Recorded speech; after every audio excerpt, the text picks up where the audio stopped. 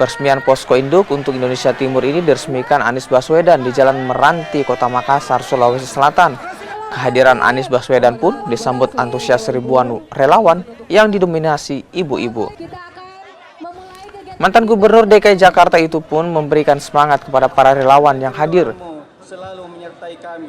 Ibu bapak datang langsung, bekerja langsung, rompinya boleh berbeda-beda, seragamnya berbeda-beda, tujuannya sama, Indonesia yang adil dan makmur.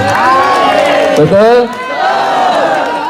Insya Allah ini semua seperti tadi dikatakan sebuah kerja keras yang nantinya dibukakan pintu keberhasilan. Aminnya yang keras.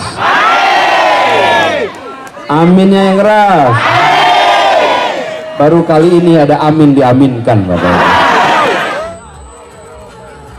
Selain meresmikan posko induk, Anies Baswedan sebelumnya juga menghadiri apel siaga pemenangan di lapangan Hertasning, Makassar, Sulawesi Selatan. Dalam apel siaga ini dihadiri ratusan kader PKS. Anies pun diberikan badik dan juga Al-Quran sebagai simbol integritas dan juga kejujuran.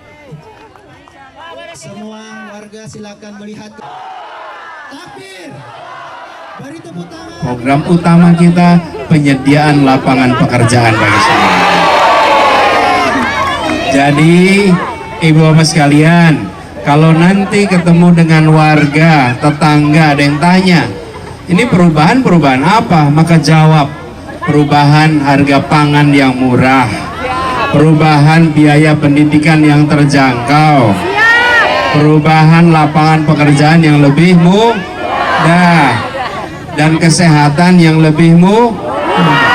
Jadi bapak sekalian, perubahan ini bukan tentang satu orang, bukan tentang satu partai, bukan tentang satu koalisi.